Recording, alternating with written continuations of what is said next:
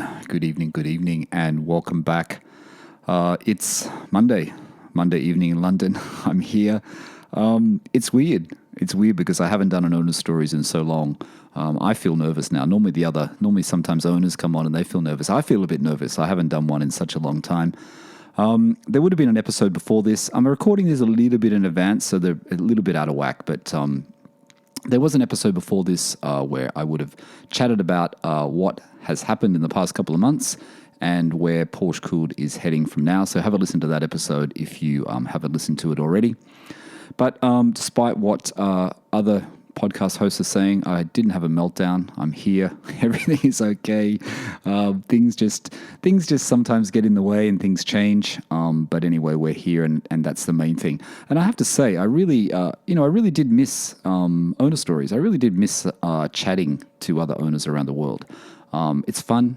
I like learning about other Porsches, other 911s, other cars, other Caymans, GT4s, Boxsters, Spyders, all those sort of things that I don't know much about, transaxles.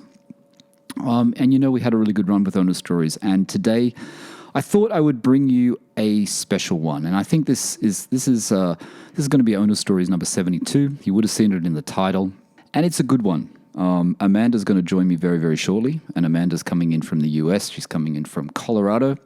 Amanda takes the most amazing photos of her current car.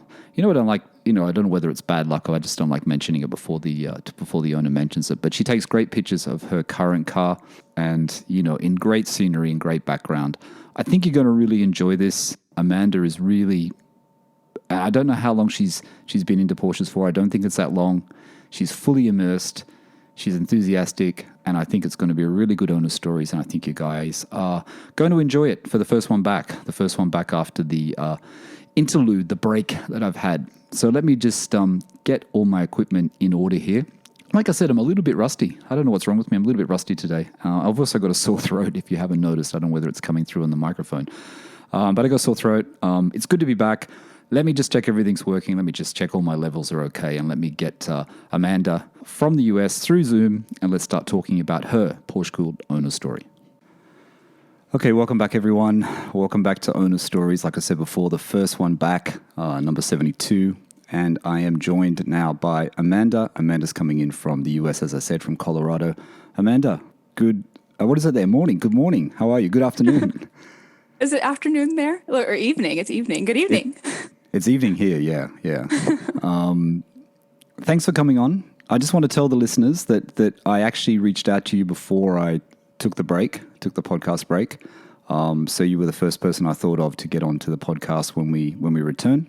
And as I just said to you, you're the first of the owner stories to kick it back into action. So I'm glad that they're on. And I think, as I said before, the listeners are going to have. I think they've got a good story ahead of them because you've got a lot of cars to talk about.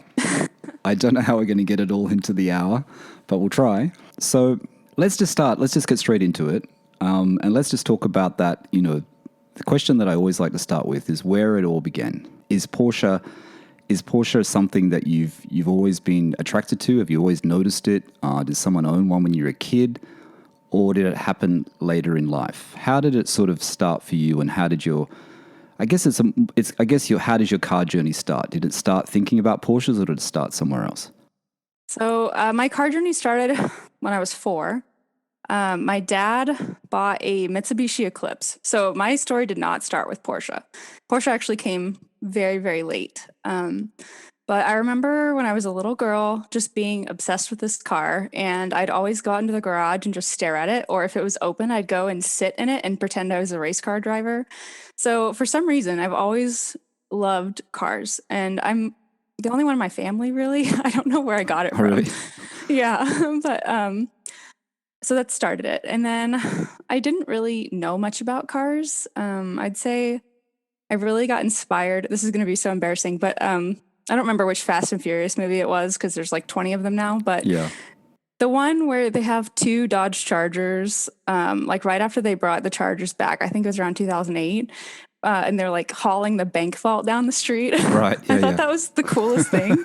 So the Charger was like my favorite car. It was like my dream car. And so I'll start with that because I had my first few cars were very practical and not really exciting. But the car that I always wanted, especially like early adulthood, was a Charger. Okay. So in 2013, we got it was a 100th anniversary edition Dodge Charger. It was silver, which is funny because I was at work and we had looked at, I don't know, 50 cars, and I just couldn't find one that I was crazy about. And I think my husband was tired of me. So Really? he's like, okay, he's like, I'm going to go to this dealership. I found this car that's really cool. And I told him I was at work and I couldn't go with him. And I was like, well, if you really like it, you think I'm going to love it, then just, you know what? I'm tired of looking. I'm tired of shopping. Just buy it. Surprise me. And so I had no idea what he was going to bring home. And I get home, and in the driveway is this beautiful, it was billet silver. Nice. So silver Dodge Charger 100th anniversary edition. And I just loved it. So I had that car for 6 years, and took it all over the country, and just really liked it. But it's like a big boat, you know, it's not a sports car. It's a muscle car, but like, it's not graceful. It's like the sledgehammer versus the scalpel. It's the sledgehammer. Right. Which is that a manual? Was it a manual transmission? No, I don't even think it came in a manual. Didn't it was come? just, Okay. just automatic. And so that was, I had that one for 6 years. And then I didn't really branch out. I didn't really know anything about German cars, or I knew about Japanese cars and American cars, but that's pretty much it. Yeah. And then I was trying to find my husband something fun for Christmas, because he's the kind of guy where like he doesn't want anything. And so like, I want to get him something fun that's like different and exciting. So we were in Austin at the time, and Austin has the Circuit of the Americas, and they were doing an Audi Experience there, where you could drive different Audis, so you could autocross them, take them on like a little drift circle, and then they would take you in an R8 on the track with a driver. And I thought that was really cool, so I got him that for Christmas, and then I went with him because I wanted to see it. And we both ended up like really just loving the experience. And so that's what kind of got my foot in the door with the German cars, was actually Audi. That's dangerous with an R8 though. If you start to want one of those, I guess you could buy a used one, but it's a bit dangerous. It's like a different level all again, isn't it? Completely out of like my league in every single way. But it was like hearing them, the first turn at Circuit of the Americas, coming from like the pit lanes up, you go up this big long hill, and it's a really sharp first turn. And so hearing the cars just accelerate, I mean, the R8 sounds so good. So I was hooked there. So we loved the experience so much that we ended up doing the BMW Experience, which is also at Circuit of the Americas. Okay. And so we both did that one. And so we got to drive pretty much every BMW M car. And the highlight for me, it was my first time ever on a track. It was my first time ever driving a German car. But I got to take the M4 and M5 out on Circuit of the Americas, which is like a crazy experience. That is a bit crazy. So what model cars were they? What year were the M cars? Let's see. This was in, I believe, 2018 or 2019. Okay. So they were the last gen. So there was the M2 competition we autocrossed. Nice. And it was like brand new, I think, at the time. Yeah, and then the M5 competition, the M4 competition. Wow, that'd be a great thing to do. Oh my God, it was so much fun. It was crazy. Definitely made me fall in love with BMW.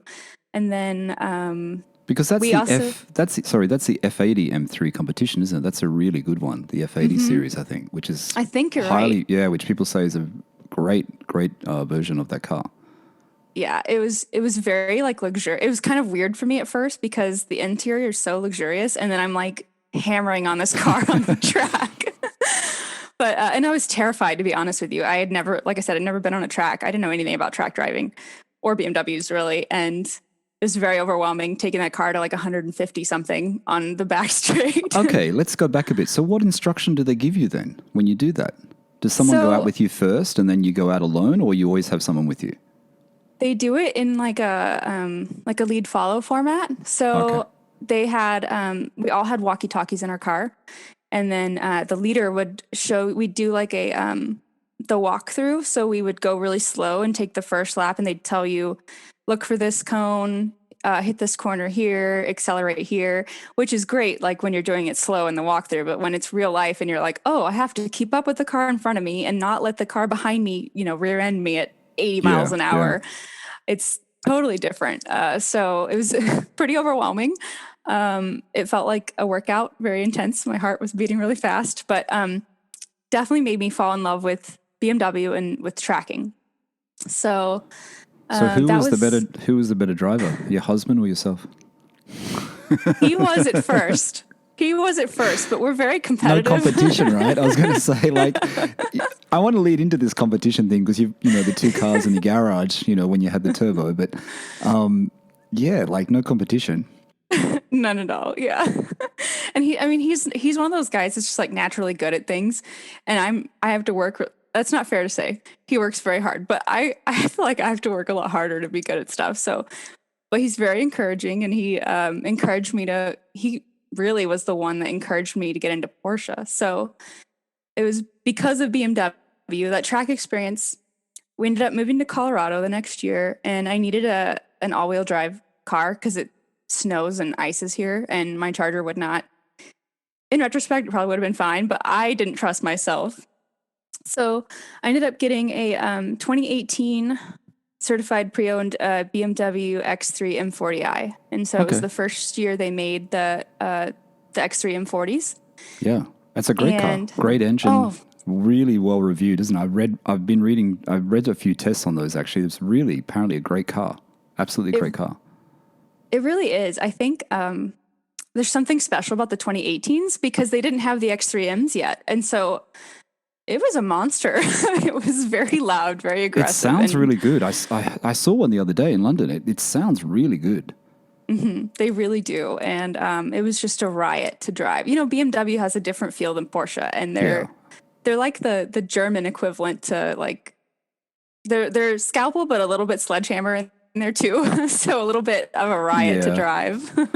I mean, I used to own Audis. I owned a couple of Audis, so it's kind of different, isn't it? And I think you might have said it in one of your videos, and I'll mention it to the listeners in a second, your YouTube channel. But once you get into Porsche, that's the problem. Once you get there, it's really hard to look at BMs. Nothing wrong with BMs, nothing wrong with Audis, but when you look at them now, there's just something that's not there. You know what I mean? There's something missing, even though they're great cars, even though they are great cars. Right. So you did the track days. Exactly. So you got the track experience. So now you've got the bug for the track. You buy the X3. How long do you keep the X3 for? Let's see. So I think I had that just over a year. So my husband drove a Jeep Grand Cherokee, and which is really funny looking back on all this stuff. We used to be so just chill. This is not that long ago. I was going to say it's 2 years ago, and you just said we moved to Colorado. We needed a 4-wheel drive, and then you changed your garage completely to the complete opposite. So okay, you got the X3. Mm-hmm. Something happens. You're at home with your husband, and you decide, okay, we're gonna buy a Porsche. How does that come about, and what do you start searching for? So how that comes about is my husband ended up very shortly after I got the X3. He ended up getting a BMW M340i. So it was the performance version of the 3 Series, and so we both had in-performance cars that were pretty new, and so we took those out to the track, and we tracked both of them. So yes, I tracked my SUV, and it was awesome. Was it? How was it handling? Honestly, now being in a little 911, I think that would freak me out and terrify me, but I was so used to driving it. We actually got better lap times in the X3 M40 than we did the 3 Series. Oh, right.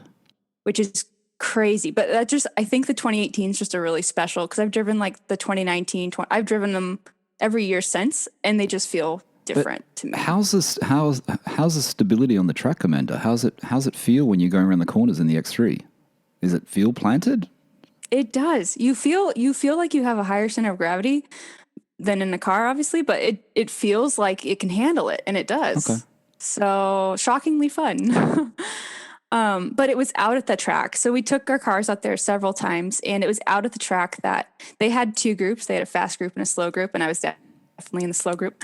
And so the fast group was full of Porsches. Really, like Porsches or like M4 CSs, really like German performance cars pretty much dominated the fast group.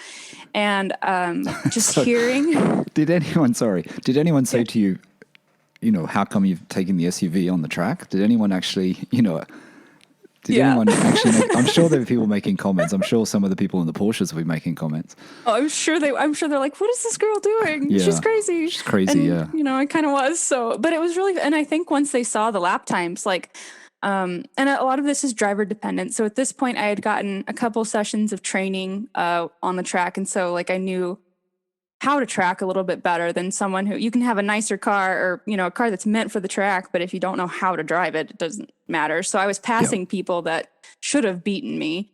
And so I think people were very entertained by that because they're like, there's just SUV out there just kind of crushing it in the slow group, though. Yeah. So, so the track's happening, the track work's happening. And then, so is that when it happens? You're at the track and you start noticing Porsches, you start noticing 911s, Caymans, GT4s, GT3s, and then you think, hey, what if? That's exactly when I got bit by the Porsche bug at the track. And there were, GT4s, GT3s, GT3 RSs. But what really caught my attention was it was a white GT4 Club Sport driven by a woman. Okay. So we were the only two girls out there at the track. And I just remember thinking like, okay, that's cool. And it sounds amazing. And like just watching their driving lines and like seeing how capable the cars were on the track, I was like, I have to know more.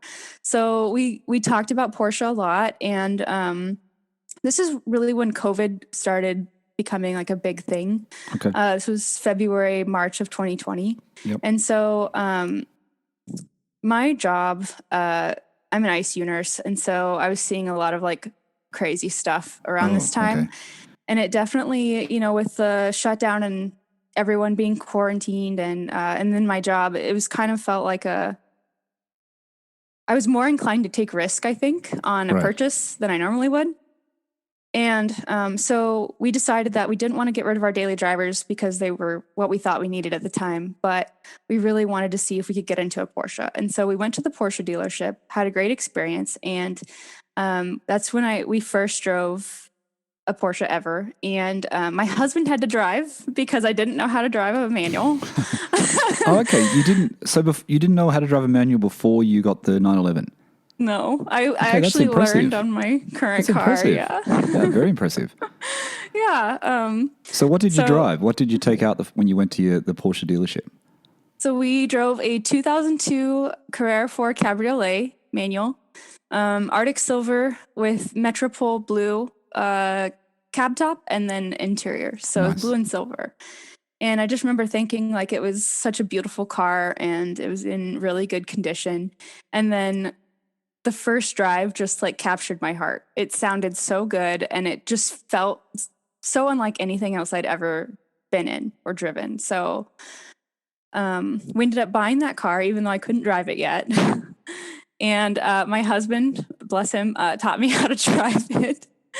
And so let's go back to the dealer. This is your first experience. This is a Porsche dealer, right? Porsche dealer in Colorado, is it? Mm-hmm. Yep. So you're there. It's pretty special time. You know what I mean? Like you're not just buying a private sale. You're in the Porsche dealer buying your first 911. So was this car, did it have a warranty? Did it have a lot of miles? Tell the listeners exactly what you found. You said it was a C4 cab. Mm-hmm. Manual. What other options did it come with, Amanda? So it had the Bose sound system, which was important to me. I like to listen to my music. Of course, I wasn't planning on listening to it that much at the time because I just wanted to hear the engine because it sounded so good. Yeah. But it had like power seats, all pretty much kind of basic, just with the sound system and then the manual. But that's kind of what we were looking for because this was going to be like our weekend car, which again, we never thought we would have. And And was the Carrera 4 appealing to you because of the fact that you are in snow and you need four-wheel drive and stuff like that? That was appealing? Definitely. I didn't think about driving it in the snow. But especially in Colorado, it's hard to find two-wheel drive versions of those cars, especially at that age. Right. Anyway, so, and I didn't really care. I was like, well, it's all-wheel drive. They have their advantages even if you're driving it spiritedly. So how many miles did it have on it? Oh, sorry. It had 70,000 when I bought it. Okay, so not that much. 100,000 kilometers for everyone in Europe, or 110,000 kilometers. Not that much for a O2, so a 996.2, right? 996.2, right. Yeah. Mm-hmm. So what do you do though? Because if you listen to previous owner stories, which I know you have, I'm a big fan of getting inspections done before you purchase. If it's at a Porsche dealer, a lot of people sometimes skip it because they trust the dealer or they know the dealer. Did you feel like you needed to do any pre-purchase inspections on the car, or you were pretty much trusting the dealer on this one? So we didn't, because we did trust the dealer. And the reason we trusted the dealer is because we had actually found some Boxsters and some other cars that we thought we would be interested in that were cheaper than the 911. And we had them look at them. And so they were doing the inspections and they found all sorts of things. Okay. So I trusted their thoroughness and then their honesty, because they would tell us like, well, we really don't, with these cars that we were looking at that we didn't buy, they were like, well, we don't think you need to replace this, but this is something that's definitely a problem and would probably need to be fixed. So they were very honest and fair. So I trusted their inspection. Right. So you decide to buy the car. You decide to buy the car on the day. You literally go into the dealer on the day, and your husband and I just decide that's it, we're taking it today, or you come back after a week and have a think about it. How does it all work? We did actually come back. So we did it, let's see, I believe it was within a week. Mm-hmm. Okay. We had to really think about it because it was going to be a very unnecessary thing. The other two cars we needed, this one we didn't. This was going to be for fun. So we really had to weigh cost versus benefit. So the other two cars are still in your garage? Mm-hmm. All right. So you pick it up, you go to the dealer. You can't drive stick, you can't drive manual. So I'm guessing you don't drive at home. Right. So how long does it take you to get used to your 996? How long does it take you to get used to the manual and getting used to driving it and getting used to driving a stick instead of an auto, sorry? I'm going to be honest with you. The first month I was all about it, and I was really, I wanted to learn every free day that I had. And then I had a meltdown on a hill. Yeah. On a hill. That's always a place to have a meltdown though. It's so embarrassing. And so then I didn't want to drive it for like a month because I was just like, I can't do this, and I was really doubting myself. So there was a whole month. So that was April. I was good and practicing. And then for about a month, I was busy anyway, I didn't drive the car. And then in May, the weather was getting really beautiful. And I was like, I have to face my fear here. And I love this car. I have to figure out how to drive it.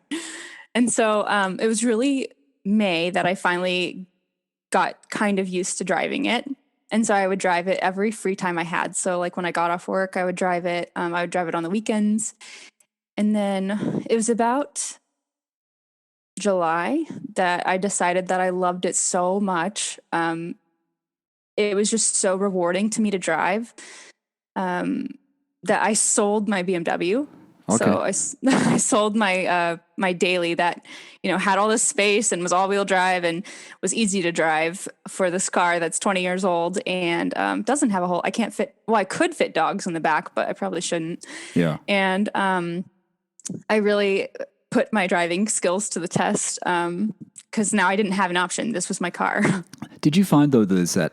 I mean, going back to when I got my license and I learned on a manual, it's almost like there's that tipping point where you're learning to drive on a manual and you're thinking about the gears and you're looking down at the gears. And then all of a sudden one day you're in a flow and you're driving and you're not looking down anymore. You're not thinking about it. And it kind of just happens, doesn't it? It just sort of, you just feel like, oh, okay, now I actually know how to do it. I don't have to look down. I don't have to think. It just sort of comes natural. Exactly. Yeah. And I think hitting that point was really important for me because then I'm like, well, I don't want to drive an automatic again because I loved it. So Yeah, and I remember it, and I'm going to tell the listeners actually now before we go to any further. Have a look at Amanda's Instagram, arctic.metro, arctic.metro. Fantastic photos. I'm very envious of Amanda's imagery. Oh, thank you. Very, very envious. It's the same as Ben from the UK with his Spyder. I mean, it's a competition between who does the best photos in the snow, I tell you, or in the landscape. They're just great photos. So you should have a look at Amanda's Instagram, give her a follow. And also YouTube as well. You're still doing the YouTube thing? You sort of stopped for a bit, haven't you? I kind of get busy. It falls definitely secondary to the Instagram and the actual life and driving. So, yeah, I haven't done it in a few months, but I still do it. I'll still do it. Yeah, so everyone should go and have a look at Amanda's Instagram. Make sure you subscribe and have a look at a few videos. And I think if you're there and you're listening to this, and after you've listened to this episode, you should watch 3. I wrote this down the other day because I watched a couple and I watched a couple more. But I think you should definitely watch Why I Love Porsche, Why I Love My Cars, and Selling the 997 Turbo. I think you should, those 3 to me, you get a really, and after listening to the podcast, after listeners listen to this podcast, you get a really good idea of how passionate you are. You know what I mean? How passionate you are about cars and now Porsche. So I think that's a good thing for the listeners to watch. Hey, so what did you do? You got the Carrera, you got the Cabriolet, you got the top down in Colorado. Mm-hmm. Do you add anything to the car? Was there anything that needed to be done? Did you have to fix anything up, or did you have to add something that would just make it a little bit better for you? I did. So I knew if I was going to daily it, I like to listen to my music a lot and really loud. So I wanted something more modern. I love the classic feel of the 996. I love the interior, that it's this weird blue. When I first saw it, I thought it was so bizarre. But it's really grown on me and it's very special to me now. And I love how it takes me back to one of my favorite times in life. Like the early 2000s were just really great. And, but one thing that was missing was the infotainment. It's hard to go from Apple CarPlay and a BMW to 20-year-old, Yeah. I hope my radio works. Yeah. So I ended up getting the PCCM Plus, the Porsche Classic Communication Management. And so it's Apple CarPlay, and it completely changes the interior of the car because it's by Porsche. And so it fits really well into like the aesthetic of the classic car, but everything is brand new. I can have access to maps or music and all sorts of stuff. So I really like it. Yeah, I really like it. I think it's a great thing that Porsche's brought that. I want them to bring one out for the 997. I'm waiting for the one for the 997, for my Carrera. And they've done a great job. I mean, I know people complain. I've had other people in Owner Stories saying, it's too expensive. We don't want to do it. It costs too much. But I don't know. I think it's worth it. I really do. And I know you've got a video about that on your channel as well, but I really do think it's a worthwhile thing, especially if you want, and it doesn't take away from the heritage of your car, does it? It doesn't take away from the classic nature of that interior because it works in so well. Porsche have done a really good job with it. Exactly. And I have to say, the Metropole blue is a really weird color. It reminds me of a 993 interior. I actually like it. It looks more air-cooled, more classic. It's got that sort of more retro look about it. I like it. I like it with the silver. I think it's a good combination. So what else? I like it too. The PCCM Plus. Anything else? We always like to talk about the sound. You said the sound of your 911 is fantastic, the 996. Has it got any exhaust mods, or is it just standard? It is completely stock. It is not the sport exhaust. It is just the basic exhaust. And to me, so I've driven several 996 coupes since then. Yep. But to me, especially when I put the top down, I can really hear the exhaust. It's still one of my favorite exhaust sounds ever. Even against like some of like the Spyder or the Turbo, I would still probably take my 996. I think it sounds so good. Mm-hmm. Okay, we'll get into that when we talk about your Spyder. But I think that's what's nice about the Cabriolet. When you've got the top down, you do hear more of the sound, don't you? You do hear the exhaust more. You do hear everything a lot more. In fact, I think some other owners have said they've done an exhaust mod on their cab, and then they've found it so loud because when the top's down, it's so much louder than being in the coupe, for example. You know what I mean? So maybe the standard exhaust on stock exhaust on a cab is actually a better way to go than have this sort of, overbearing, loud sort of exhaust all the time. Okay, so you got the Carrera 4S. What is the feeling? Tell me about the feeling. Everyone can hear me today. I'm very rusty today. I apologize. It's the first one back. I'm a bit rusty. The feeling, the driving feeling. I always talk about when I first picked up my 997 Carrera, 0.1, and I was driving in the city, but then I eventually went on mountain road, on a twisty road, and you just feel what you're driving. You feel the balance of the car. You feel the movement of the car. What was that feeling like? Because you've been on the track in BMWs. How was the feeling when you went on one of those great roads in Colorado and started feeling what you actually had? This is where this car won me over, is the fact that it is a 20-year-old car, but more than that, it's a Porsche. And so you just get a very connected driving experience, very raw. And I've had people say, well, it's all-wheel drive and it's a cabriolet, so it's heavy. It's not as good as whatever. But and sure, that might be true, but that doesn't take away from the experience that I feel when I drive this car. I just feel so connected to the road, so connected to the car. I feel with my hands and the steering wheel, I can feel what the road is doing. And it just shuts out everything else, it's just you, the car, and the road. And it's a very special experience that is hard to replicate. Yeah, true. And, the experience that you have in the 996, I think is really interesting. And I want to get onto the 997 actually, because then we'll come back to that comparison and, the video that you did, I think it was when you were selling the 997, you were talking about the driving experience between the 996 and the 997. And I think that's an interesting thing to chat about and tell the listeners about on this podcast. So let's talk about the next one. Because then, you haven't only got one 911. I think it's a very short period of time, right? It's not that long after. It's about 6 months. I know the story because I've watched the video, but tell the listeners how the second Porsche came about. Oh my goodness. So my husband loved the 996 and he saw how much joy I just got from daily driving it, that he really wanted a 911 also.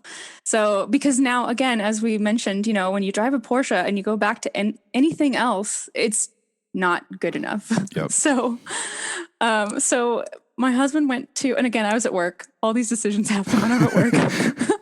He goes to Porsche and I told him, I'm like, get something that makes you happy, be smart about it. But if something really sticks out to you, sell the BMW and get whatever. Again, surprise me. And so he did. And I get this text kind of at the end of my shift. And all it is all I can see is the Porsche crest on a steering wheel. And he says, so I bought a car. I'm like, oh God. So I come home that day and I open the garage and sitting in the car, it's dark outside, but I can see the silhouette, the unmistakable silhouette of a 997 turbo. And so I'm pretty sure I was on the phone with him when we were talking, and I'm pretty sure I started screaming and made him deaf for a second. I mean, he honestly, you go to a Porsche dealer and you come back with a 997 turbo. I mean, that's just fantastic. And you just say, just buy yourself something.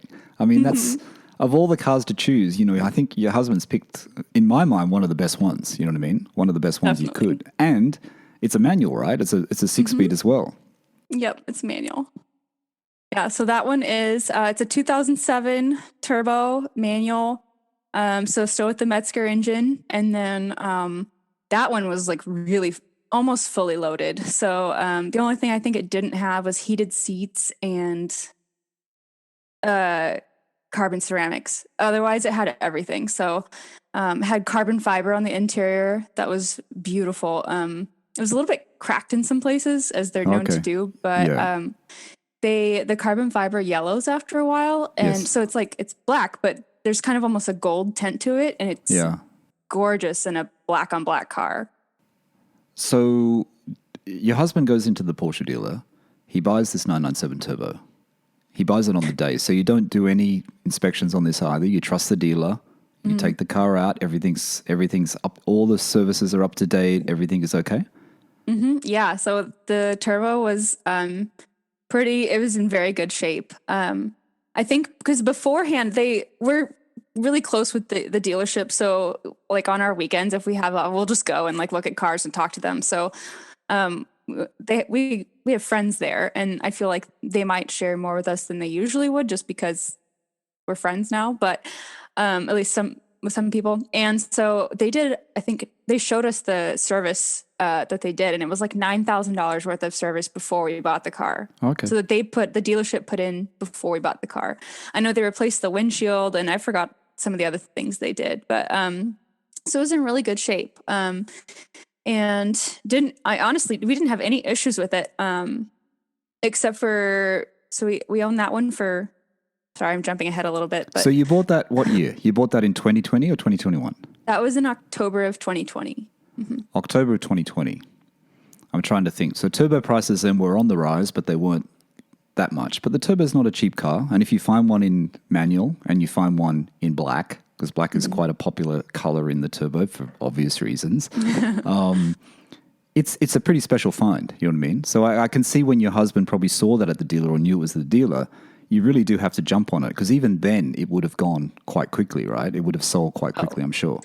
There was actually another person there to look at it at the same time. Oh, okay. So it's especially that car at that time was very popular.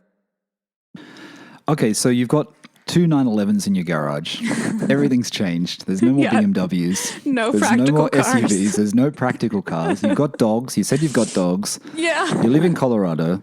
You bought the SUVs because you wanted a four-wheel drive, but you've got a four-wheel, you've got the Carrera 4, so that's, almost there. Mm-hmm. So how is it now having two Porsches in the garage? Which one? So is your car the Cabriolet, or do you share both the cars? How does that work with your husband and yourself? We take turns. If one of us wants to drive one of them, we just swap for the day. But really, like, the 996 was mine and the 997 was his. We put winter tires on both of them, and so we got it in October, and it started snowing in October in Colorado. Right. So we were daily driving both of them in the snow and to the mountains. Mm-hmm. We put a ski rack. Well, it's one that you can take off and put on, so we could put it on either car, because my Cabriolet has a hard top. But how was you've got the hard top as well. That came with your car. Mm-hmm. Oh, that's a good option. That's an expensive option when it was new, huh? It wasn't an option a lot of people took up, I don't think, was it? But it was quite an expensive option. It was, and I've learned that if you didn't option the car with it, there's like some little holes on the front of the windshield that the hardtop fits into, and if you didn't option the original car with that, you don't have those holes, so you can't go back and get a hardtop. No, I didn't know that. Okay, that's cool. It's cool you've got it. Especially where you're living. So hang on, the turbo. I want to go back to the turbo. So you're driving it in the snow. The turbo's got a lot of power. It's a Metzger engine. It's got a lot of power. I mean, I understand your Carrera 4 in the snow is probably more easier to handle. How was the turbo for your husband, or how was it when you drove it in the snow? Was it too much? Honestly, it wasn't. The thing about the turbo is, and this kind of might sound funny, but it's so easy to drive. It's actually easier to drive than the 996 to me, because everything is so smooth. So the 996 has a really tall gear shifter, whereas the 997 has the shorter shifter, and the clutch is a lot lighter. So it's a lot easier to balance your throttle and your clutch and then shift gears. Okay. So to me, it's easier to control the power. Even though it is turbocharged, you don't feel the turbo power until really, I would say, like after 3,000 RPM. So the clutch is lighter in the 997 than the 996? Oh, yeah. Mm-hmm. Really? Definitely. At least in the turbo it was. My 996's clutch is pretty heavy, I think. Right. Yeah, I mean, my friend Marco's got a 996 turbo. He's got a speed yellow one. And I had the pleasure of going in it for the first time when I was back in Sydney at Christmas in January. And he sort of, floored it for a second there. And the amount of power in that car... You know what I mean? My other friend has, Steve, who was the host of the podcast with me, he's got a 997 GT3. And honestly, the turbo just feels so much faster. It really does just feel so much faster. But then it's the usable power thing, isn't it? It's like the 992 turbo that people say, can you use all that power? Is the experience still there? Tell the listeners how the reason why you decided that it was time to sell the 997 and how you compare that to the driving experience with the 996. So I know a lot of people thought I was crazy. We were crazy for wanting to sell the 997 Turbo because, as you mentioned, it is like it's one of those cars that someday is going to be just the car that everybody wants, and so its value is going to shoot up. And Amanda, in Australia, they're almost hitting 300,000 Australian dollars, which is about 280,000 Australian, which is 200,000 US. And yeah, that doesn't surprise me at all. I already know like how much they're selling. They sold the Turbo for, and it's going to get crazier, I think, honestly. But yeah, for sure. And it deserves all that attention in that respect. It is an amazing car. And I don't want to make it sound like it isn't. It's the perfect car. And I think that was my problem with it is, the driving experience isn't quite as connected. So because it's a turbo, it's very luxurious and smooth. And I kind of like my cars to feel more raw and just connected to the road. And so you do feel that connection to the car and a little less so to the road in the 997 Turbo. But it wasn't, to me, it didn't feel as authentic as the 996 did. Okay. And then the usable power thing really got to me because knowing that the Turbo had, 480 horsepower and I think for something, 400 and something foot-pounds of torque, where my 996 has 300. This Turbo had the overboost function, so the Sport Chrono, and when you press that button, it was kind of hard to get it to work, but it's 500 foot-pounds of torque in a light car. That's crazy. It's in an all-wheel drive light car, so it was like a rocket. It was scary watching it, but it was really fun. But to me, to really get all that turbo power, you can't do it legally on American roads. So I have pushed the car and it was on one of my I like to go on really long drives, kind of out in the middle of nowhere where I can't, hopefully don't get a ticket. And so I have pushed the turbo closer to its limits, but I would still say I was probably maybe 50% of what this car could do. I think that was I found that frustrating is because I know it had so much more to give and I couldn't get to it. So that was enough for you and your husband to say, okay, that's it. The turbo is going to go. Yeah. And I think if we didn't have, the allocation for the Spyder, so if we didn't have that next car, we would have kept it. Because it is a great car. All right. But so the Spyder. So the Spyder, you we'll get into this. You order a Spyder. So you had the allocation for the Spyder before you sold the Turbo?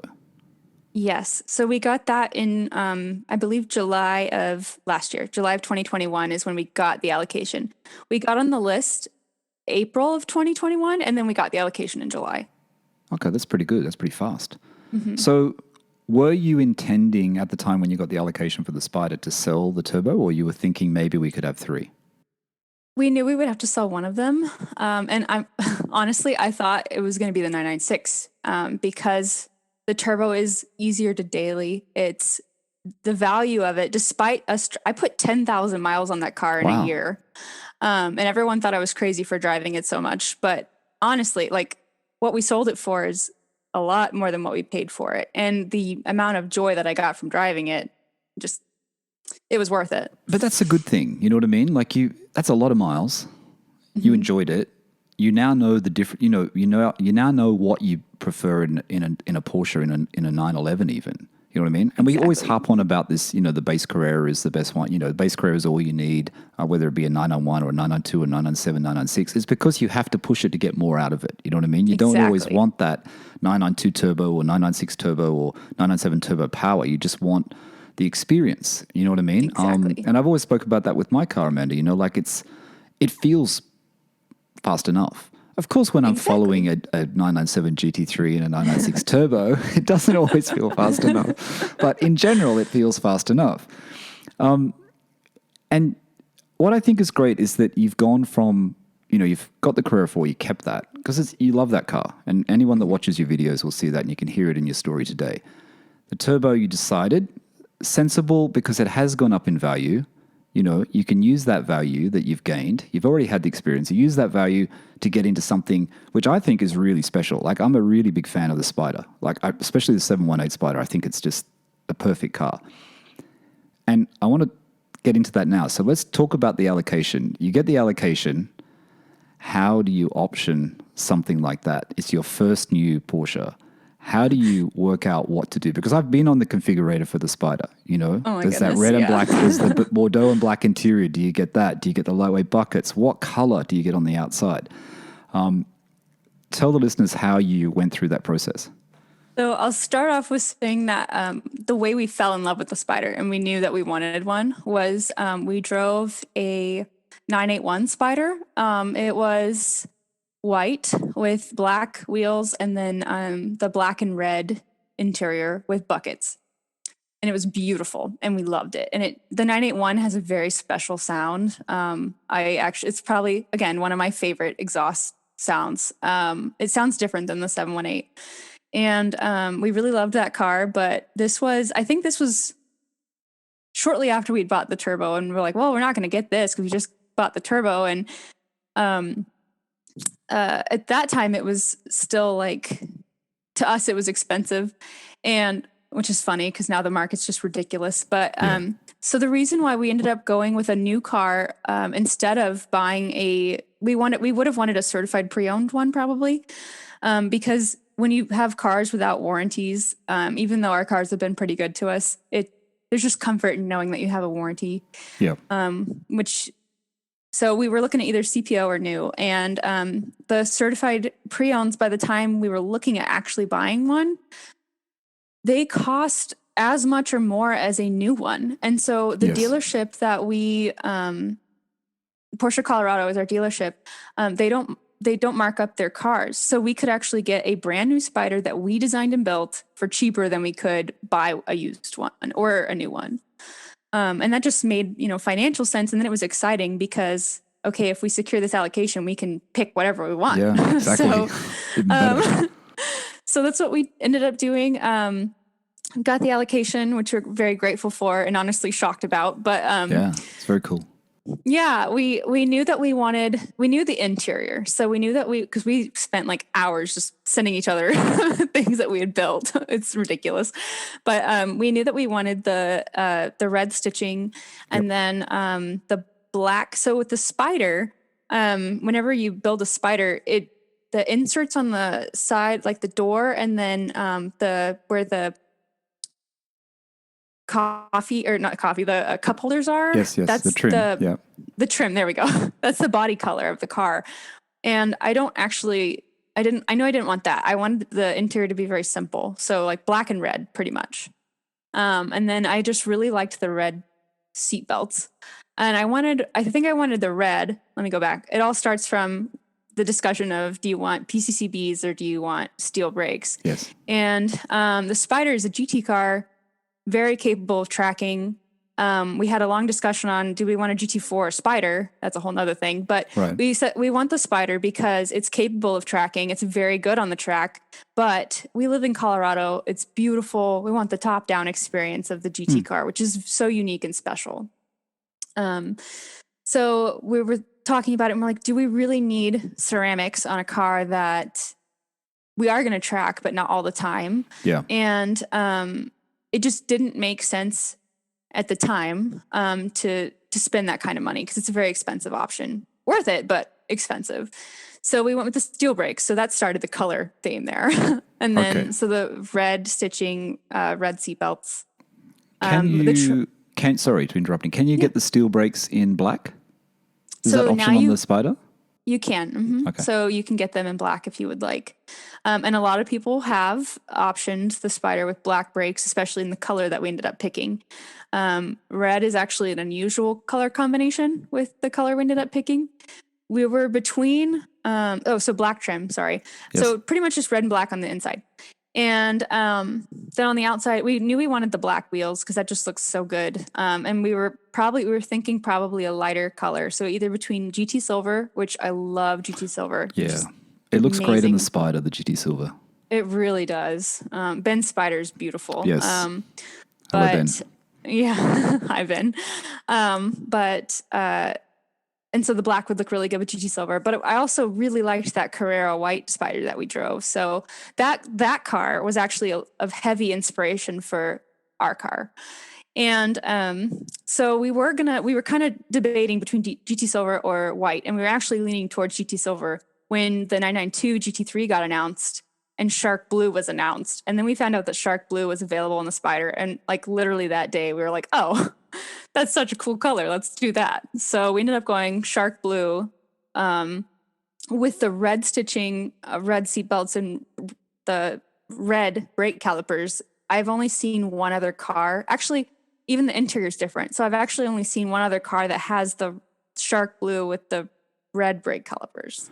So you have the satin black wheels or the gloss black? Comes in. They're satin black. Mm-hmm. Satin black, nice. And how did you get rid of that? Because I agree with you. That color coding trim that they put inside the Spyder when you're on the configurator is not very nice. I don't like that either.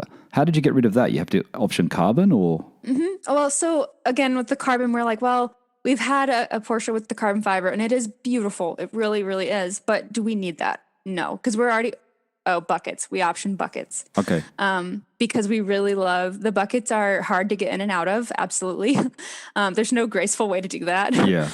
But once you're in them, they're really comfortable, actually. And I've driven them we're actually going to go on like a 10-day, 3,000-mile road trip in the Spyder this summer. So then I can really give you an idea of whether they're comfortable or not. But I've driven it for about a 8-hour day, and I felt great in them. Really liked the buckets. So felt that we didn't need to option the carbon fiber. It would have looked amazing, but we ended up going, I wanted black though. So we ended up getting the black brushed aluminum for the trim. Which is a good cost, right? It's a bit cheaper, and it still looks really good. I think you've done I think you did a really good spec. I want to come back to the color. But I think you've done a really good spec, because I think I would do the same. I think a lot of listeners would too. I don't think you'd spec the ceramic brakes. And if you're doing track work, you want steelies anyway, right? You want steel brakes because you're going to be replacing them a lot. Exactly. And then if you're going to spend the money on something that's expensive, you would get the lightweight buckets, because the Spyder with the GT buckets is just with the lightweight buckets, just perfect. It is. It's perfect. Shark Blue. And I haven't hid this before. I said it on the podcast before, and I may not have corrected myself afterwards because I might have stopped the podcast. I can't remember. I've never been a fan of it. I didn't get it when the GT3 came out, which I'm quite surprised you loved it straight away. And I remember seeing it and thinking, I don't know, it just doesn't look right. It's not Mexico, it's not Riviera, it's like this weird blue. Then when I was in Sydney over Christmas, when I was in Australia, I went to the Duck and Whale magazine, Cars and Coffee in Sydney, and there was a brand new GT3 there in Shark Blue. I changed my mind. It's a really, really, it's one of those Porsche colors that you just cannot, I still think, I mean, your photos are amazing. Your photos of your Spyder, it looks amazing, right? And maybe because now I have seen the color in real life, and the backdrop on your photos makes it always look really, really good too. But after seeing Shark Blue in the flesh in the GT3, it's such a nice color. You know what I mean? It surprised me. It's such a nice color. And I wasn't a fan at all before. My friend Marco, he was a fan, and then he saw it in real life and he didn't like it. So I don't know what that is. I don't know what that's all about. But it's a good choice, that's for sure. Thank you. Yeah, it's definitely, I will be honest, when you're thinking of GT Silver or Carrera White, and then you get a bright blue, I mean, this is a in-your-face, very bold blue. Sometimes it overwhelms me a little bit, like when I open the garage and I'm like, oh my God, that's a really blue car. Yeah. But I don't regret it. I'm still really happy with it, especially in Colorado. It just fits so nicely here. But Amanda, you got the black, because of the black wheels. If you would have got the Bordeaux roof, maybe not. You know what I mean? If you would have spec'd the red roof, maybe not. But with the black roof and everything like that. And I love how all the photos, you've always got the roof down. It seems like you're always driving with the roof down, no matter what the weather. I tried to, I actually have been peer pressured by Ben mostly, but other Spyder owners who every weather is Spyder weather, unless it's like raining buckets, then you can put the roof up. But otherwise, like it's pretty much, you'll be disowned if you have the roof up. I'll just say it again, just to the listeners though, if they don't know who we're talking about. Ben is Pig's Porsche, right? Pig's Porsche. Yeah. Mm-hmm. Ben was on Owner Stories way back, number 30 something. I forget which number, 36 or 35, 37 maybe. Ben's from Sheffield, and him, Ben and Amanda, they have this competition with photographs of their Spyder. Ben's got a 981, right? He's got a 981, I think. Mm-hmm. Yeah, mm-hmm. Ben's got a 981, but both great photos. So you should check out Ben's Instagram as well. So tell the listeners about, not many of us get to experience a new Porsche. the chosen few, especially models like the Spyder or the GT3 or the GT3 Touring. What's it like? What's it like to drive? What is that engine like? Does it feel like a GT car? Absolutely. Yeah. We've done the Porsche Experience Centers in Atlanta and LA, and we've gotten to drive. My husband actually drove a 718 Spyder manual at one of the Experience Centers, and then I drove a PDK GT3, a 991.2 GT3. So we've both driven GT cars on the track, and the GT3 blew my mind and the Spyder blew his. So we knew what we were getting into when we were looking at a GT car. But to have your own is really humbling, I'd say, first of all, and then overwhelming sometimes because you know what the car is capable of, you know, the history behind and just the effort that is put into these cars. One thing I love about Porsche is they're very precise. Nothing is done by accident and nothing is halfway done. You know, nothing is done halfway. And so the Spyder is just completely buttoned down, tight, purposeful. And you feel it when you see the car, and then you really feel it when you start to drive it. It's not, the suspension isn't so stiff that it beats you up, but it's very, again, purposeful. And so you just feel tight on the road. I mean, you might as well be 2 inches off the road. And everything is one of my favorite things about Porsche GT cars is the steering. Specifically the steering wheel, everything about it, the size, the diameter, and then how direct the steering is. And so you just feel like this is going to sound so cheesy, but like you're one with this car, and you have the same purpose, which is to go fast around corners and to enjoy it, you know? And, but is that the seats as well? You think those seats have a big part of it, don't you think? Like from jumping out of my Carrera and jumping into Steve's GT3, that time I drove his GT3 with the lightweight buckets, it's not just the gears or what, it's the seats. You feel like you really do feel like you're one with the car. I know it's a weird thing, but you not feel like you're sitting on the seat, you're in the car. You know what I mean? Exactly. It makes such a big difference to the driving experience. It really does. Yes. Especially because you can feel more. I think it has to do with feeling. You can feel more of the road, and then you're just locked in. So it's an incredible experience. And then I know everybody complains about the gearing in the 718. Yes, I was going to ask you about that. You know, I thought it would bother me more, but I feel like the turbo the second gear was pretty long in the turbo. By the time, you know, as first gear would last like a split second. And by the time you're at the top of second gear, you're going 60, which is the same in the Spyder anyway. So it's funny though. This is what a lot of people say, isn't it? Like all other 911s are kind of like this. It's not like just the Spyder or the GT4. It's like, it's just there. It's there in old air cools, and the old 930 turbo has the same similar gearing. You know what I mean? Like it's no different. What is the, and I know this is a really hard comparison, but you've got the Spyder, you've been in the 996. I guess the comparison is more with the turbo. How is that feeling though? Because now you're in a mid-engined Porsche compared to a rear-engine Porsche. Mm-hmm. Do you notice the difference? Are you feeling any difference from those feelings of when you drove the turbo and your car to the Spyder? Absolutely. The mid-engine, well, one, the sound is obviously very different and it's right next to your head. But two, the weight of the car it's very much right behind you. Whereas in the 911, so you can enter, it's all about corner entry speed and then when you can safely accelerate and how much gas to give it in a corner. Yep. And even driving on like an exit ramp or an on-ramp onto a highway, you can get pretty good speed, but it's totally different in the 911. So I can apply a lot more gas like mid corner if I want to in the 911, where I cannot do that, especially not aggressively in the Spyder. But I don't have to slow down as much as I do in the Spyder, so I can enter a corner much faster in the Spyder. You brake later. Mm-hmm. Okay. And so it's, especially on really twisty roads, the Spyder just eats up those twisties and just, you feel like you barely have to brake, honestly. Okay. It's pretty wild. But you do have to adjust the way you drive. You're adjusting the way you drive compared to which car you're in. Do you often forget? So. Do you forget when you're in the 911? You forget to brake. It's like I should have braked at that point, and I'm a bit late into the corner. That awful feeling when you're in a 911 and you realize you should have stopped a little bit earlier. and you feel like you're going to overshoot that corner. You know that feeling? Sometimes we all get that horrible feeling. It's like, oh. I haven't really done that. I think, and this might be just because when I get in the 996, it feels like you said, like kind of retro and old school. And so that like seeing it reminds me like, hey, the weight's in the back. Don't do that, versus like getting in the Spyder. It's a brand new GT car that's bright blue. And I'm like, so visually, this sounds really silly, but visually it reminds me where the weight is. And then just driving the car, especially the steering wheel and the steering, I just remember mid-engine, don't do that. Yeah.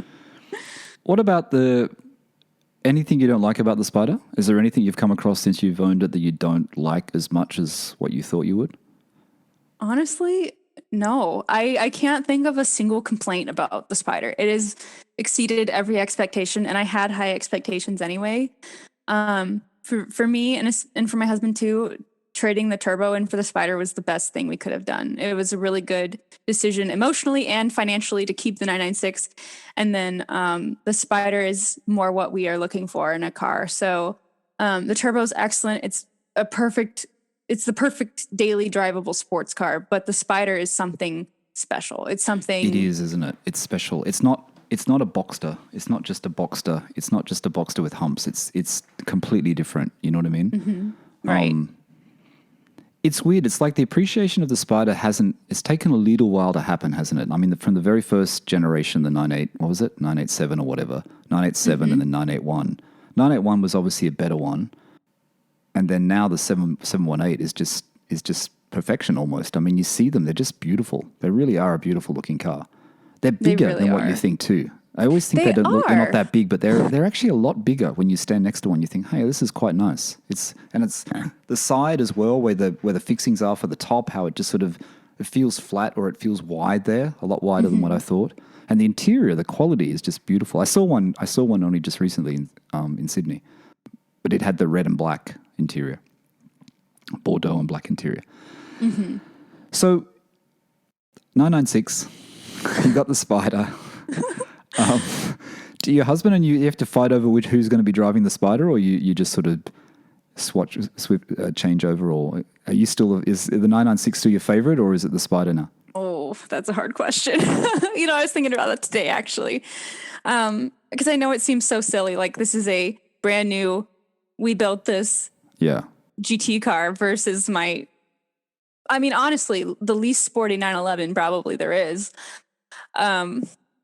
996, but they both offer just a very similar, you get the same benefit from driving both of them. Like as a driver is you get that connected, authentic, raw driving experience. You can obviously push the Spyder. I mean, I have gotten nowhere near the Spyder's limits. And I think it'll take a track to really, really push it and see. But whereas the 996, I've gotten pretty close to the limits, I think, a few times.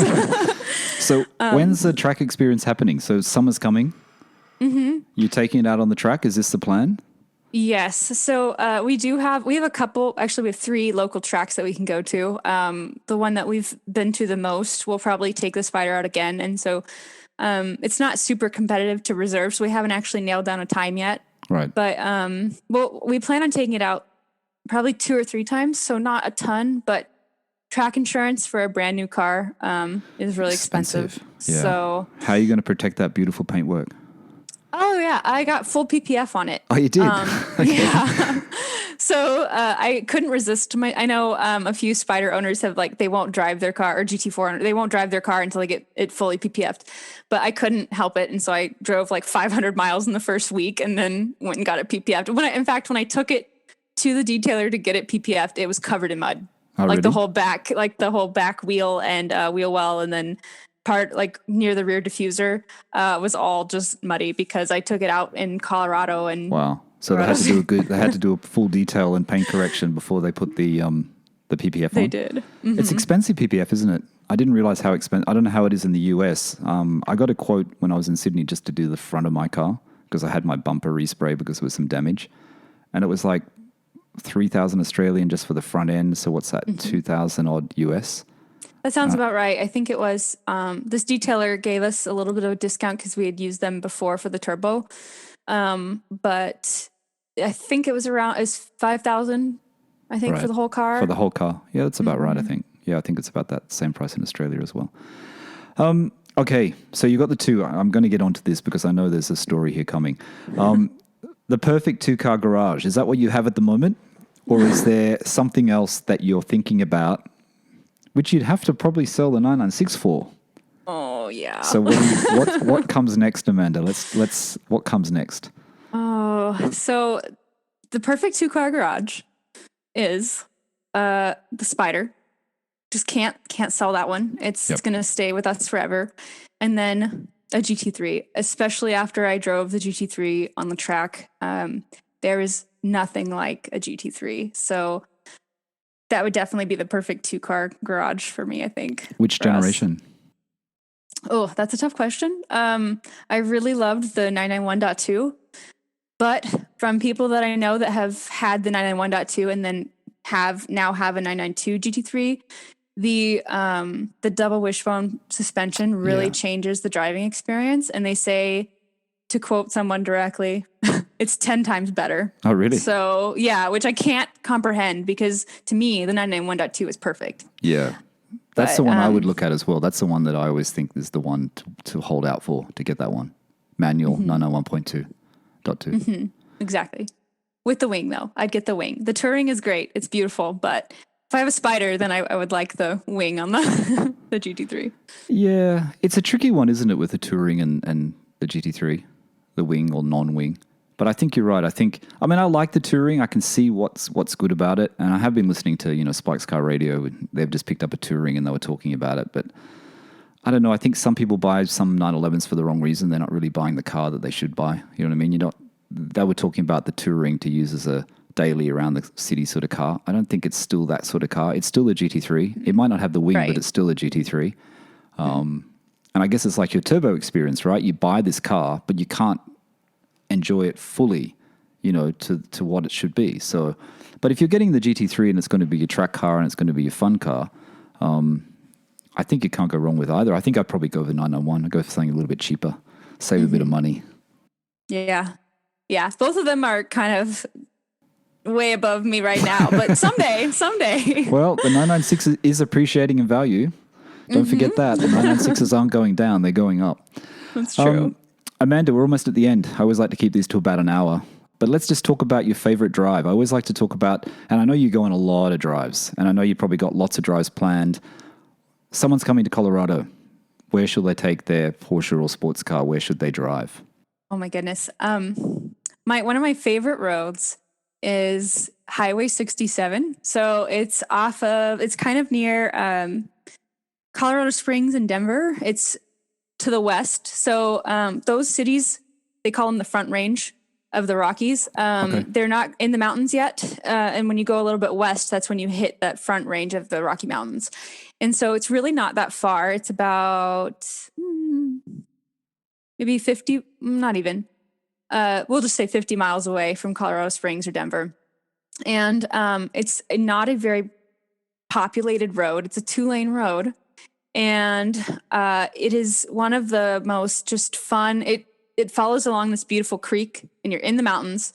And the top down, you can hear everything, and the exhaust note just echoes against the mountains. So it's very loud and just Fantastic. Wonderful. But the best part is just how twisty the road is. I mean, it's just a dream to drive. Right. So that's probably my favorite road.